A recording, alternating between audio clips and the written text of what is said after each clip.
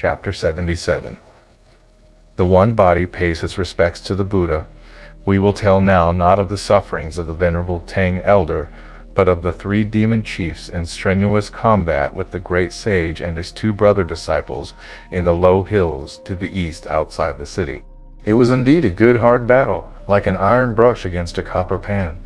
6 types of body, 6 types of weapon, 6 physical forms, 6 feelings.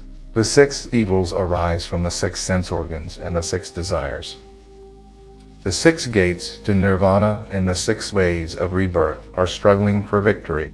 In the 36 divine palaces spring comes of itself. The 6 times 6 forms do not want to be named. This one holding a gold-banded cudgel performs 1,000 movements. That one wielding a heaven-square halberd is exceptional in every way. Pig is even more ferocious with his rake. The second demon's spear play is superb and effective. There is nothing commonplace about young Friar Sand's staff as he tries to inflict a blow that is fatal. Sharp is his senior demon's saber, which he raises without mercy. These 3 are the true priest's invincible escorts. The other 3 are evil and rebellious spirits. At first the fight is not so bad, but later it becomes more murderous. All 6 weapons rise up by magic to twist and turn in the clouds above. They belch out in an instant clouds that darken the sky, and the only sounds to be heard are roars and bellows. After the 6 of them had been fighting for a long time, evening was drawing in, and as the wind was also bring clouds, it became dark very quickly. Pig was finding it harder and harder to see, as his big ears were covering his eyelids. His hands and feet were besides too slow for him to be able to hold off his opponents, so he fled from the fight, dragging his rake behind him. The senior demon chief took a swing at him with his sword that almost killed him. Luckily, Pig moved his head out of the way, so that the blade only cut off a few of his bristles. The monster then caught up with Pig, opened his jaws, picked Pig up by the collar, carried him into the city, and threw him to the junior demons to tie up and take to the throne hall. The senior demon chief then rose back into the air by cloud to help the other 2. Seeing that things were going badly, Friar Sand fainted with his staff, and turned to flee only to be caught, hands and all, when the second demon unraveled his trunk and noisily wrapped it around him. The demon took him too into the city, ordering the junior demons to tie him up in the palace before rising up into the sky again to tell the others how to catch Monkey. Seeing that both his brother disciples had been captured, Monkey realized that it was going to be impossible for him to hold out single-handed. Indeed, a couple of fists can defeat a good hand, but cannot a competent foursome withstand. With a shot, Brother Monkey pushed the 3 demons' weapons aside, set off his somersault cloud, and fled. When the 3rd demon chief saw Monkey ride off by somersault, he shook himself, resumed his real form, spread his wings, and caught up with the great sage. You may well ask how the demon could possibly catch up with him. When Monkey made havoc in heaven all that time ago, 100,000 heavenly soldiers had failed to capture him, because he could cover 36,000 miles in a single somersault of his cloud. None of the gods had been able to catch up with him. But this evil spirit could cover 30,000 miles with 1 beat of his wings, so that with 2 beats he caught up with Monkey and seized him. Monkey could not get out of the demon's talons, no matter how hard he struggled or how desperately he longed to escape. Even when he used his transformation magic, he still could not move. If he made himself grow, the demon opened his grip, but still held firmly to him, and if he shrank, the demon tightened his clutch. The demon took him back inside the city, released his talons, dropped him into the dust, and told the fiendish hordes to tie him up and put him with Pig and Friar Sand. The senior and the 2nd demon chiefs both came out to greet the 3rd chief, who went back up into the throne hall with them. Alas, this time they were not tying Monkey up, but sending him on his way. It was now the 2nd watch of the night, and after all the demons had exchanged greetings, the Tang priest was pushed out of the throne hall, when he suddenly caught sight in the lamplight of his 3 disciples, all lying tied up on the ground. The venerable master leaned down beside Brother Monkey and said through his tears, Disciple, when we meet with trouble, you normally go off and use your magic powers to subdue the monsters causing it. Now that you two have been captured, can I survive? Poor monk that I am. As soon as Pig and Friar Sand heard their master's distress, they too began to howl together. Don't worry, master, said Monkey with a hint of a smile. And don't cry, brothers. No matter what they do, they won't be able to hurt us. When the demon chiefs have settled and are asleep, we can be on our way. You're just making trouble again, brother, replied Pig. We're trussed up with hempen ropes. If we do manage to work them a bit loose, they spurt water on them to shrink them again. You might be too skinny to notice, but Battle Me's having a terrible time. If you don't believe me, take a look at my arms. The ropes cut 2 inches deep into them. Never get away. Never mind hempen ropes, said Monkey with a laugh. Even if they were coconut cables as thick as a rice bowl, they'd be no more than an autumn breeze to me. What's there to make a fuss about? As master and disciples were talking, the senior demon could be heard saying, Third, brother, you really are strong and wise. Your plan to capture the Tang priest was brilliant, and it worked. Little ones, he called. 5 of you carry water, 7 scrub the pans, 10 get the fire burning, and 20 fetch the iron steamer.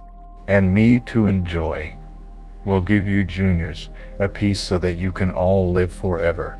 Brother, said Pig, trembling when he listen. Bad evil spirits plan to steam and eat us. Don't be afraid, said Monkey. I'm gonna find out whether he's an evil spirit still wet behind the ears or an old hand. Brother, said Friar Sand, sobbing. Don't talk so big. We're next door to the King of Hell. How can you talk about whether he's wet behind the ears or an old hand at a time like this? The words were not all out of his mouth before the second demon chief was heard to say, Pig won't steam well. Amitabha Buddha, said Pig with delight. I wonder who's building up good karma by saying I won't steam well. If he won't steam well, the third chief said, skin him before steaming him. This panicked Pig, who screamed at the top of his voice, Don't skin me. I may be coarse, but I'll go tender if you boil me. Well, the senior demon chief said, put him on the bottom tray of the steamer. Don't worry, Pig, said Monkey with a laugh. He's wet behind the ears. He's no old hand. How can you tell? Friar Sand asked. Generally speaking, you should start from the top when steaming, Monkey replied. Whatever's hardest to steam should be put on the top tray. Add a bit of extra fuel to the fire. Get up a good steam and it'll be done. But put it at the bottom and lower the steam and you won't get the steam up even if you cook it for 6 months. He must be wet behind the ears if he says that, Pig. Should be put on the bottom tray because he's hard to cook. Brother, Pig replied, if he followed your advice, I'd be slaughtered alive. When he can't see the steam rising, he'll take the lid off, turn me over, and make the fire burn hotter. I'll be cooked on both sides and half done in the middle. As they were talking, Junior Devil came in to report that the water was boiling. The senior chief ordered that the monks be carried in, and all the demons acted together to carry Pig to the lowest shelf of the steamer and Friar Sand to the second shelf, guessing that they would be coming for him.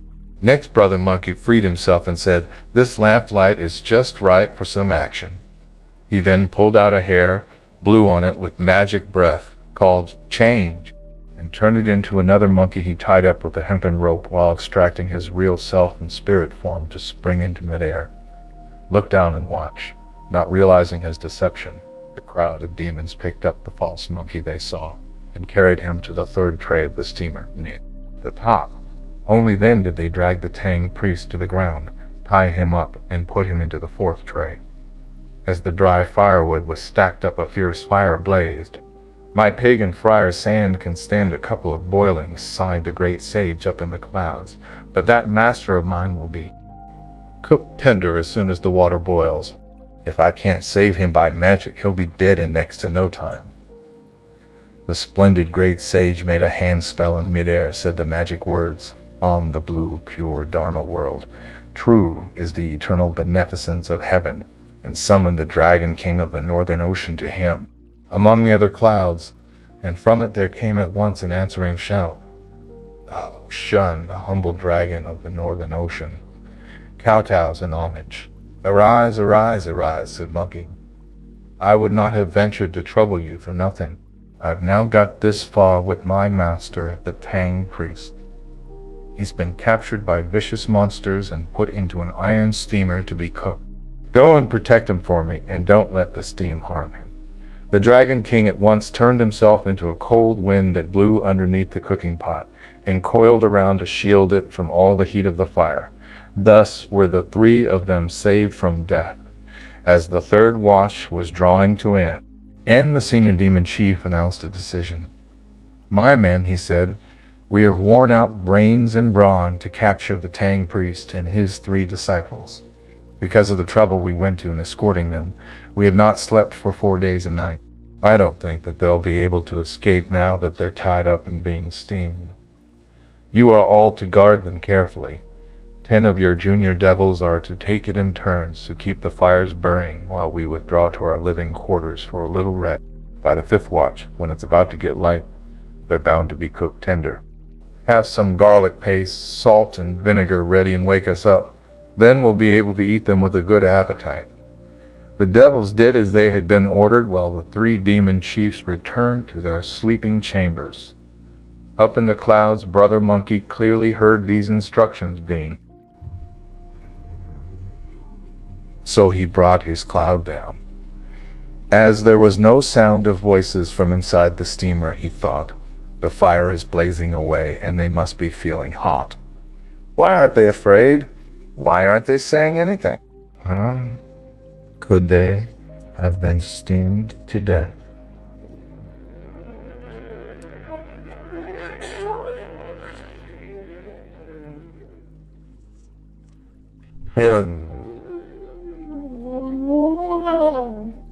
What lousy luck. I wonder whether we're being closed steamed or open steamed. What do you mean by closed and open, brother? Friar Sand asked. Closed steaming is when they cover the steamer, and open steaming is when they don't, Pig replied. Disciples, said Sanzang from the top tray, the cover is off. We're in luck, said Pig. We won't be killed tonight. We're being open steamed. That means closed steaming. We're bound to die tonight.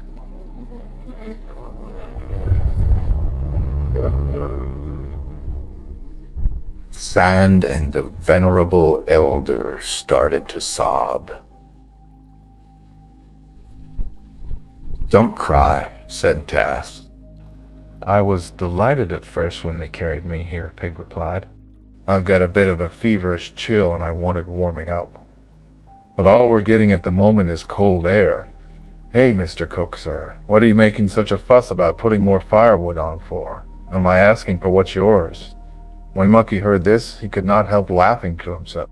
Stupid clock, he thought. Being cold is bearable. If it got hot, you'd be dead. To a lot more trouble. When I was the great sage in the old days, I once played a guessing game with the heavenly King Lokapala at the northern gate of heaven and won some of his sleep insects off him. I've got a few left I can use on them. Left. I'll give them 10 and keep 2 to breed from, Monkey thought. Then he threw the insects into the 10 junior devils' faces, where the insects went up their nostrils so that they all started feeling drowsy, lay down and went to sleep. One of them, however, who was holding a fire fork, slept very fitfully, kept rubbing his head and face, pinching his nose and continuously sneezing. That so-and-so knows a trick or two, thought Monkey. I'll have to give him a double dose. He threw one of his remaining insects into the demon's face. With 2 insects, the left one can go in when the right one comes out, and vice versa, Monkey thought. That should keep him quiet. With that, the junior demon gave 2 or 3 big yawns, stretched himself, dropped the fork, and slumped down, fast asleep. He did not get up again. Then he went close to the steamer and called, Master. Rescue me, Wukong, said the Tang priest when he heard him. Is that you calling to us from outside? Friar Sand asked. If I weren't out here, would you prefer me to be suffering in there with you? Monkey replied. Brother, said Pig, you slipped off and left us to carry the can. We're being closed, steamed in here, "Stop yelling, idiot," said Monkey with a laugh. "I'm here to rescue you, brother," said Pig. "If you're going to rescue us, do it properly. Don't get us put back in here for another steaming." Monkey then took the lid off, freed the master, shook the hair of his that he had turned into an imitation monkey, and put it back on his body, then released Friar Sam and Pig, taking one tray at a time. Wanted to run away. "Don't be in such a hurry," said Monkey, who recited the words of a spell that released the dragon, before going on to say to Pig, "We've still got high mountains and steep ridges ahead of us on our way to the western heaven. The going's too heavy for the master. He isn't a strong walker. Wait till I fetch the horse." Watch him as, with light step, he goes to the throne hall, where he saw that all the demons, young and old, were asleep. He undid the rope attached to the horse's reins, being even more careful not to alarm him. Stranger, he would have given him a couple of flying kicks and whinnied. But Monkey had kept horses and held the office of protector of the horses, and this horse was besides their own. That was why the animal neither reared nor whinnied, and got everything ready before inviting his master to mount. Trembling and shaking, the Tang priest did so. He too wanted to go. "Don't you be in such a hurry either," Monkey said. "There'll be plenty more kings along our journey west, and we'll need our passport if we're to get there." "What other identity papers do we have?" "I'm going back to find the luggage. I remember that when we came in, the monsters put the luggage to the left of the throne hall," said the Tang priest. "The loads must still be there." "Understood," said Monkey, who sprang off at once to search for it by the throne hall. When he suddenly saw shimmering lights of many colors, Brother Monkey knew that they came from the luggage. How did he know? Because the light came from the night shining pearl on the Tang priest's cassock. He rushed towards it and found that their load was unopened, so he took it out and gave it to Friar Sam to carry. While Pig guided the horse, the great sage took the lead. They were hurrying to go straight out through the main southern gate when they heard the noise of watchmen's clappers and bells. They found the gates locked and paper seals over the locks. "How are we going to get out if the place is so closely guarded?" Monkey wondered. "Let's get out the back door," said Pig. With Monkey leading the way, they rushed straight to the back gates. "I can hear clappers and bells outside the back gates as well, and they're sealed too," Monkey said. "What are we to do? If it weren't for the Tang priest's mortal body, it wouldn't bother us three. We could get away by cloud and wind. But the Tang priest hasn't escaped from the three worlds, and is still confined within the five elements. All his bones are the unclean ones he got from his mother and father. He can't lift himself into the air, and he'll never get away." "No time for talking now, brother," said Pig. "Let's go somewhere where there aren't any bells, clappers, or guards, lift the master up, and climb over the wall." "That won't do," said Monkey. "We could lift him over now because we've got two, but you've got such a big mouth you'd tell people everywhere when we're taking the scriptures back that we're the sort of monks who sneak over people's walls." "But we can't bother about behaving properly now," replied Pig. "We've got to save our skins." Monkey had no choice but to do as he suggested, so they went up the wall and worked out how to climb over. Oh dear, things would have to work out this way. Sanzang was not yet free of his unlucky star. The three demon chiefs who had been fast asleep in their living quarters suddenly awoke, and fearing that the Tang priest had escaped, got up, threw on their clothes, and hurried to the throne hall of the palace. "How many times has the Tang priest been steamed?" they asked. The junior devils who were looking after the fires were all so soundly asleep because the sleep insects were in them that not even blows could wake them up. The chiefs woke up some others who were not on duty, who answered rashly, "Sess, then times." Then they rushed over to the steamer to see the steamer trays lying scattered on the floor and the cook still asleep. In their alarm, they rushed back to report, "Your Majesties, they've escaped." The three demon chiefs came out of the throne hall to take a close look around the cauldron. They saw that the steamer trays were indeed scattered on the floor. The water was stone cold and the fire completely out. The cooks supposed to be tending the fire were still so fast asleep that they were snoring noisily. The fiends were all so shocked that they all so shocked that they all so shocked that they all shouted, "Catch the Tang priest!" at once. Catch the Tang priest! Their yells woke up the demons senior and junior all around. They rushed in a crowd to the main front gates carrying their swords and spears. Seeing that the sealed locks had not been touched and that the night watchmen were still sounding their clappers and bells, they asked the watchman, "Which way did the Tang priest go?" "Nobody's come out," the watchmen all replied. They hurried to the back gates of the palace, only to find that the seals, locks, clappers, and bells were the same as at the front. With a great commotion, they grabbed lanterns and torches, making the sky red and the place as bright as day. The four of them were clearly lit up as they climbed over the wall. "Where do you think you're going?" the senior demon chief shouted, running towards them, and so terrifying the reverend gentleman that the muscles in his legs turned soft and numb, and he fell off the wall to be captured by the senior demon. The other demons took the luggage and the white horse. Only Monkey escaped. "May heaven kill him," Pig grumbled under his breath about Monkey. "I said that if he was going to rescue us, he ought to do a thorough job of it. As it is, we're going to be put back in the steamer for another steaming." The monsters took the Tang priest into the throne hall, but did not steam him again. The second demon chief ordered that Pig was to be tied to one of the columns supporting the eaves in front of the hall, and the third chief had Friar Sam tied to one of the columns holding up the eaves at the back. The senior chief clung to the Tang priest and would not let go of him. "What are you holding him for, elder brother?" the third demon asked. "That wouldn't be at all interesting."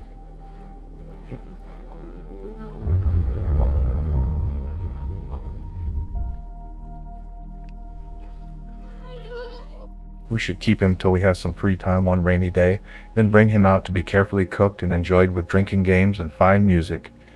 "A very good suggestion, brother," replied the senior demon with a smile. "But son, the novice would come and steal him again." "Have a brocade fragrance pavilion," said the third demon, "and in the pavilion is an iron chest. I think we should put the Tang priest into the chest, shut up the pavilion, put out a rumor that we have already eaten him half raw, and get all the junior devils in the city talking about it. That son, the novice, is bound to come back to find out what's happening.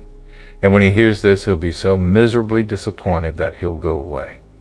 If he doesn't come to make trouble for another 4 or 5 days, we can bring the Tang priest out to enjoy at our leisure. What do you think?" The senior and second demon chiefs were both delighted. Yes, you're right, brother," they said. That very night, the poor Tang priest was taken inside the palace, put into the chest, and locked up in the pavilion. Instead, the story tells how Monkey escaped that night by cloud, unable to look after the Tang priest. He went straight to Lion Cave, where he wiped out all the tens of thousands of junior demons with his cudgel to his complete satisfaction. By the time he had hurried back to the city, the sun was rising in the east. He did not dare challenge the demons to battle because no thread can be spun from a single strand. Nobody can clap with a single strand. So he brought his cloud down, shook himself, turned himself into a junior demon, and slipped in through the gates to collect news in the street and back alleys. The Tang priest was eaten raw by the senior king during the night, was what all the people in the city were saying wherever he went. This made Brother Monkey really anxious. When he went to look at the throne hall in the palace, he saw that there were many spirits constantly coming and going. They were wearing leather and metal helmets and yellow cotton tunics. In their hands they held red lacquered staves, and ivory passes hung at their waists. These must be evil spirits who are allowed in the inner quarters of the palace, thought Monkey. Go in and see what I can find out. The splendid great sage then made himself identical to the demons and slipped in through the inner gates of the palace. As he was walking along, he saw Pig tied to one of the columns of the throne hall, groaning. "You, brother?" asked the idiot, recognizing his voice. "Save me." "Save Monkey." "He's done for," Pig replied. "The evil spirits ate him raw last night." At this, Monkey burst into sobs, and the tears gushed out like water from a spring. "Don't cry, brother," said Pig. I've only heard the junior devils gossiping. I didn't see it with my own eyes. Don't waste any more time. Go on and find out more." Only then did Monkey dry his tears and go to search in the inner part of the palace. Noticing Fire Sand tied to a column at the back of the palace, he went up to him, felt his chest, and said, "Wu Jing." Fire Sand also recognized his voice and said, "Brother, is that you?" "Here in disguise. Save me, save me, save me." "Saving you will be easy," said Monkey. "But do you know where the master is?" "Brother," said Fire Sand in tears, "the evil spirits couldn't even wait to steam the master. They've eaten him raw." Now that both of them had told him the same story, the great sage was cut to the heart. Instead of rescuing Pig and Fire Sand, he sprang straight up into the sky and went to the mountain east of the city, where he landed his cloud and let himself weep aloud. He said, "I fought against heaven, was caught in its net till you came along and delivered me, Master. It became my ambition to worship the Buddha. I strove to eliminate fiendish disaster. I never imagined that now you'd be murdered and I would have failed on your journey to keep you. The lands of the West were too good for your fate, your life set an end. In what way can I help you?" Deep in misery, Monkey said to himself, "It's all the fault of our Buddha, the Tathagata, who had nothing better to do in his paradise than make the 3 stores of scriptures. If he really wanted to convert people to be good, he ought to have sent them to the East himself. Then they would have been passed on forever. But he couldn't bring himself to part with them, fetch them. Who'd ever have thought that after all the trouble of crossing 1,000 mountains, the master would lose his life here today? Oh well, I'll ride my somersault cloud to see the Tathagata Buddha and tell him what's happened, if he's willing to give me the scriptures to deliver to them. East, then, the good achievement will be propagated, and we'll be able to fulfill our vow. If he won't give me them, I'll get him to recite the band loosening spell. Then I can take the band off, return it to him, and go back to my own cave to play the king and enjoy myself again." The splendid great sage jumped to his feet and went straight to India on his somersault cloud. In less than a couple of hours he could see the Vulture Peak in the near distance, and an instant later he had landed his cloud and was heading straight for the foot of the peak. He looked up and saw the 4 Vajrapanis blocking his way and asking him where he was going. "There's something I want to see the Tathagata about," Monkey replied with a bow. Next he was faced by the Vajrapani Yongsu, the indestructible king of Golden Glow Ridge on Mount Kunlun, who shouted, "Makakyu, you're an outrage. When the Bull Demon King was giving you such terrible trouble, we all helped you. But now you've come to see us today, you're showing no manners at all. If you're here on business, you should submit a memorial first and wait till you're summoned before going any further. This isn't like the southern gate of heaven where you can come and go as you please. Clear off, out of the way." Being told off like this when he was feeling so depressed drove Monkey into thundering roars of fury, and his uncontrollable shouts and yells soon disturbed the Tathagata. The Tathagata Buddha was sitting on his 9-level lotus throne expounding the sutras to his 18 arhats when he said, "Sun Wukong is here. You must all go out to receive him." In obedience to the Buddha's command, the arhats went out in 2 columns with their banners and canopies. "Great Sage Sun," they said in greeting, "the Tathagata has commanded us to summon you to his presence." Only then did the 4 Vajrapanis at the monastery gates step aside to let Monkey enter. The arhats led him to the foot of the lotus throne, where he went down to kowtow on seeing the Tathagata. He was sobbing and weeping. "Wukong," said the Buddha, "what makes you weep so miserably?" "Your disciple has often received the grace of your instruction," Brother Monkey replied, "and has committed himself to the school of Lord Buddha. Since being converted to the true achievement, I have taken the Tang priest as my master, and been protecting him on our journey. No words could describe what we have suffered. We have now reached the city of Leonia near Lion Cave on Lion Mountain, where 3 vicious monsters, the Lion King, the Elephant King, and the Great Rock, seized my master. All of us disciples of his were in their array, bad way to tied up and put in a steamer to suffer the agony of fire and boiling water. Fortunately, I was able to get away and summon a dragon king to save the others. But we could not escape our evil star. The master and the others were recaptured when I was trying to sneak them out last night. When I went back into the city this morning to find out what had happened, I learned that those utterly evil and ferocious monsters ate my master raw during the night. Nothing is left of his flesh and bones. On top of that, my fellow disciples Wen and Wujing are tied up there and will soon be dead, too. I'm desperate. That's why your disciple has come to visit the Tathagata. I beg you in your great compassion to recite the band loosening spell so that I can take the band off my head and give it back to you. Let your disciple go back to the mountain of flowers and fruit and enjoy himself. Before he had finished saying this, the tears welled up again. There was no end to his howls of misery. Don't upset yourself so, Wukong, said the Tathagata with a smile. You can't beat those evil spirits. Their magical powers are more than you can handle. That is why you are so unhappy. Monkey knelt below the Buddha and beat his breast as he replied, Truly, Tathagata, I made havoc in heaven all those years ago, and was called Great Sage. Never in all my life had I been beaten before I met these vicious monsters.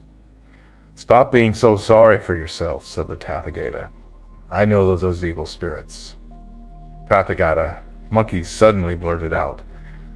They say those evil spirits are relations of yours. Wicked Makaka, said the Tathagata. How could an evil spirit be any relation of mine? If they're not relations of yours, how come you know them? Retorted Monkey with a grin. I know them because I see them with my all-seeing eyes, the Buddha replied.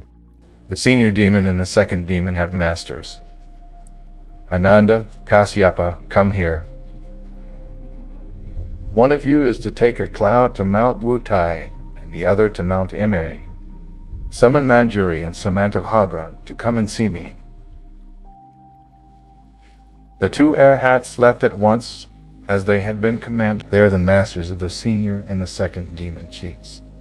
But the third demon does have some connection with me, on his mother's or his father's side, Monkey asked. When the primal chaos was first separated, the heavens opened up in the hour of the rat and the earth at the hour of the ox, the Buddha replied. Mankind was born at the tiger hour. Then heaven and earth came together again, and all living creatures were born, including beasts that walk and birds that fly. The unicorn is the most senior of the beasts that walk, and the phoenix is the most senior of the beasts that fly. When the phoenix is the most senior of the birds that fly, combined their essential spirit, they gave birth to the peafowl and the great rock. When the peafowl came into the world, she was the most evil of creatures and the man-eater. She could devour all the people for 15 miles around in a single mouthful. Body on the peak of the snowy mountain, she swallowed me as well. I went down into her belly. I wanted to escape through her backside, but for fear of soiling my body, I cut my way out through her backbone and climbed Vulture Peak. I would have killed her, but all the Buddha host dissuaded me. To kill the peahen would have been like killing my own mother. So I kept her at my assembly on Vulture Peak and appointed her as the Buddha mother, the great illustrious peahen queen Bodhisattva. The great rock was born of the same mother as she was. That is why we are relations of a kind. Heard this, he said with a smile. By that line of argument, Tathagata, you're the evil spirit's nephew. I shall have to go and subdue that demon in person, the Tathagata said. Monkey kowtowed as he respectfully replied, I beg you to condescend to grant us your illustrious presence. The Tathagata then came down from his lotus throne and went out through the monastery gates with all the Buddha hosts just as Ananda and Kasyapa arrived bringing Manjusri and Samantabhadra. These two bodhisattvas bowed to the Tathagata, who asked them, How long have your animals been away from your mountains, bodhisattvas? 7 days, said Manjusri. A mere 7 days on your mountains is several thousand years in the mortal world, the Tathagata replied. Goodness knows how many living beings they have destroyed there. Come with me to recapture them at once. The two bodhisattvas traveled at the Buddha's left and right hand as they flew through the air with the host. This is what could be seen. The shimmering clouds of blessing parted for Lord Buddha as in his great compassion he came down from his shrine. Before him were 500 holy arhats. Behind him were 3,000 guardians of the faith. Ananda and Kasyapa were both in close attendance. Samantabhadra and Manjari came to conquer monsters. The great sage had been granted this favor and succeeded in bringing the Lord Buddha and his host with him. It was not long before the city was in sight. "Tathagata," said Monkey, "that's Leonia, where the black vapors are coming from." "You go down into the city first," said the Tathagata, "and start a fight with the evil spirits. Do not win. You must lose and come back up. Leave it to us to recapture them." Straight down to land on the city wall, where he stood on the battlements and shouted abusively, "Evil beasts, come out and fight me at once." This caused such consternation among the junior demons in the towers on the wall, but they jumped straight down into the city to report, "Your Majesty's son, the novice, is on the wall, challenging us to battle." "That ape hasn't been here for 2 or 3 days, the senior demon replied. "Now he's back challenging us to battle. Can he fetch some reinforcements?" "He's nothing to be scared of," said the third demon chief. "Let's all go and have a look." When they had fought 7 or 8 rounds, Monkey feigned defeat and fled. "Where do you think you're going?" the Demon King asked with a mighty shout, and with a somersault Monkey sprang up into midair. The 3 spirits went after him on clouds, but Monkey slipped aside and disappeared completely in the Lord Buddha's golden aura.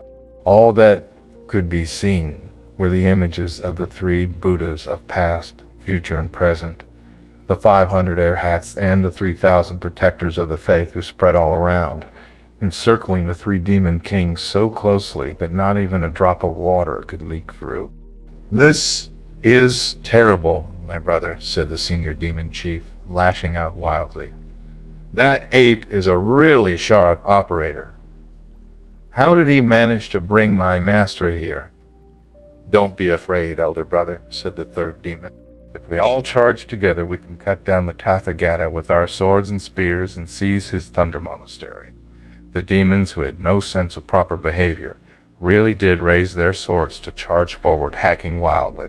Manjushri and Samantabhadra recited the words of the spell and shouted, "Won't you repent now, evil beasts? What else do you hope for?" The senior and the second demon chiefs gave up the struggle, threw down their weapons, rolled, and reverted to their true images. The 2 bodhisattvas threw their lotus thrones on the demons' backs and flew over to sit on them. The 2 demons then gave up and submitted. Now that the blue lion and the white elephant had been captured, only the 3rd evil monster was still unsubdued. Spreading its wings, it dropped its heaven-square halberd and rose straight up to try to catch the Monkey King with a swing of its sharp talons. But as the great sage was biting in the golden aura, the demon dared get nowhere near him. When the Tathagata realized what it was trying to do, he made his golden aura flash and shook his head, the supreme meditator in the wind, to turn the creature into a bright red lump. The evil spirit seized it with a flourish of its sharp talons, whereupon the Lord Buddha pointed upwards with his hand, destroying the muscles in the monster's wings. It could not fly or get away from the top of the Buddha's head, and it reverted to its true appearance as a golden-winged vulture. Opening its beak, it said to the Buddha, "Tathagata, why did you use your great Dharma powers to catch me like this? You have been doing much evil here." The Tathagata replied, "Come with me, and you will win credit for a good deed. You eat vegetarian food in great poverty and suffering at your place." The evil spirit replied, "But here I can eat human flesh and live in no end of luxury. If you kill me by starvation, you'll be guilty of a sin." "Control countless living beings who worship me," the Buddha replied, "and whenever they are going to perform a service to me, I shall tell them to make a sacrifice to you first." The great rock would have escaped and got away if it could. As it was, he had no choice but to accept conversion. Only then did Monkey emerge to kowtow to the Tathagata and say, "Lord Buddha, Today you have captured the evil spirits and removed a great bane, but my master is dead." At this the great rock said bitterly, as it ground its teeth, "Damned ape! Why did you have to bring these ferocious men here to persecute me? I never ate that old monk of yours. He's in the brocade fragrance pavilion now, isn't he?" When Monkey heard this, he quickly kowtowed to thank the Lord Buddha, not daring to release the great rock. The Buddha made him into a guardian of the Dharma in his brilliant halo, then led his host back to his monastery on their clouds. Monkey landed his cloud and went straight into the city, where there was not a single junior demon left. Indeed, a snake cannot move without its head. A bird cannot fly without its wings. They had all fled for their lives when they saw the Buddha capturing their evil king. Monkey then freed pagan Friar Sand, found the luggage and the horse, and said to his fellow disciples, "The master hasn't been eaten. Come with me." He took the two of them straight into the inner compound, where they found the brocade fragrance pavilion. Opening the door and looking inside, they saw an iron trunk from which could be heard the sound of Sanzang weeping. Friar Sand used his demon-quelling staff to open the iron cage over the chest and raise its lid. "Master!" he called. At the sight of them, Sanzang wept aloud and said, "Disciples, how were the demons beaten? How did you manage to find me here?" Monkey told him all the details of what had happened from beginning to end, and Sanzang expressed boundless gratitude. Then master and disciples found some rice in the palace, and ate their fill of it before packing their things and leaving the city along the main road west. Indeed, only a true man can find the true scriptures. The will shouts and the heart's labors are in vain. If you don't know when on this journey they were to see the Tathagata, listen to the explanation in the next installment.